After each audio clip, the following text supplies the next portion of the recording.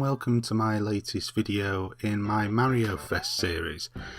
This is Super Mario All-Stars on the Super Nintendo, and essentially what this is a remake of the original Super Mario Brothers, should I say, on the Super Nintendo. It was taking the original NES game and I guess giving it a bit of a makeover using the same type of graphics as what was found in Super Mario World on the SNES, and it looks very, very pretty.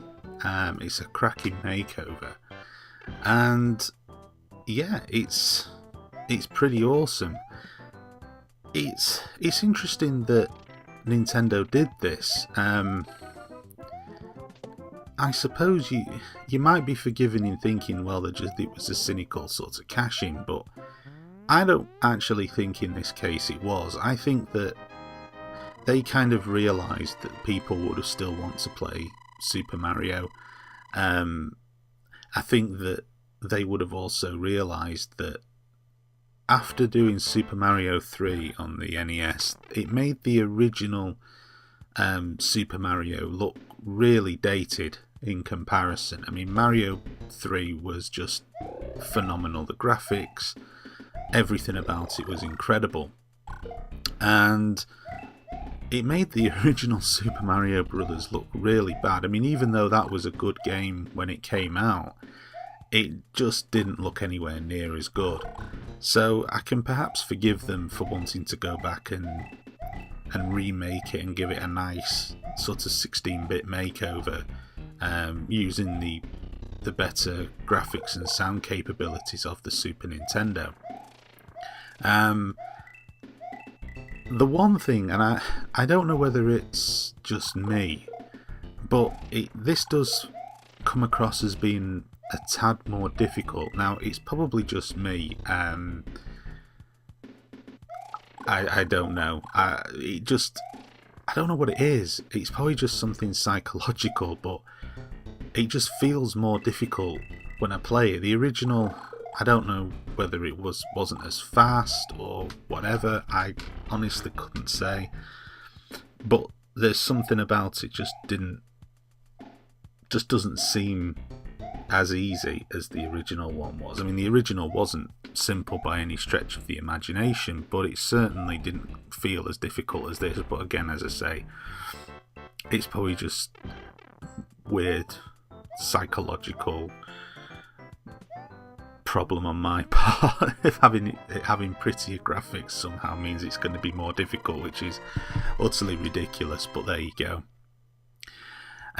So yeah, there's not really a whole lot else I can say about it. I mean, as you can see from the video footage, it is far prettier than the original, as you would come to expect with it being on a more powerful console.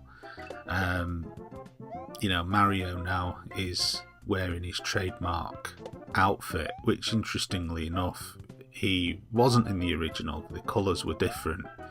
And again, that was probably the limitations of the NES, although that was something that they did remedy with Super Mario Bros. 3.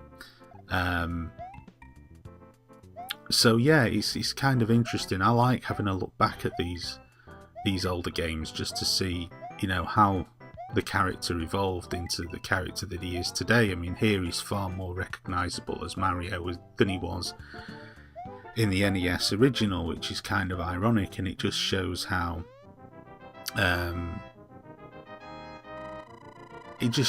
characters tend to evolve, and you tend to forget that, you know, in the original he basically looks the same, but his colour and everything like that is totally different. I mean, Mario you associate with the red and the blue outfit, which was something that he didn't wear in the original Super Mario Brothers, but there you go. But yeah, I really enjoy playing this game, and I'll be doing a sort of mini series of videos to finish up Mario Fest.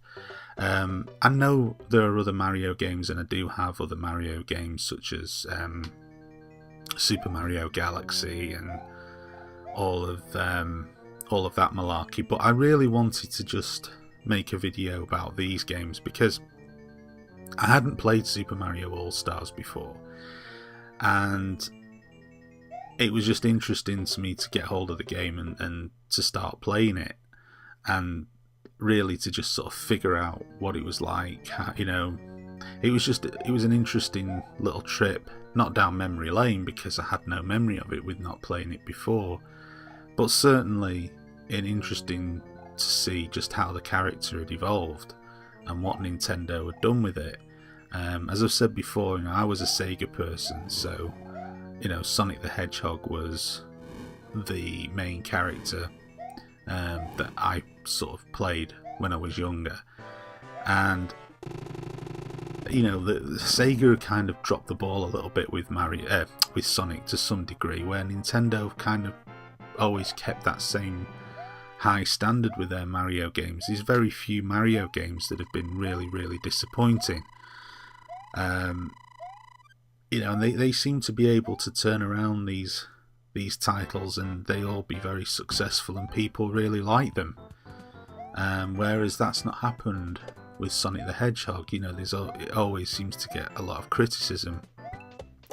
So anyway, I think that's pretty much it for this video. As you can see, I'm just as dreadful as always playing this, but yeah, as I say, I just wanted to do videos for the Super Mario All-Stars cartridge, because I thought it was a little fascinating trip to see the differences and the improvements that Nintendo made to these games on the Super Nintendo. So thank you very much for watching.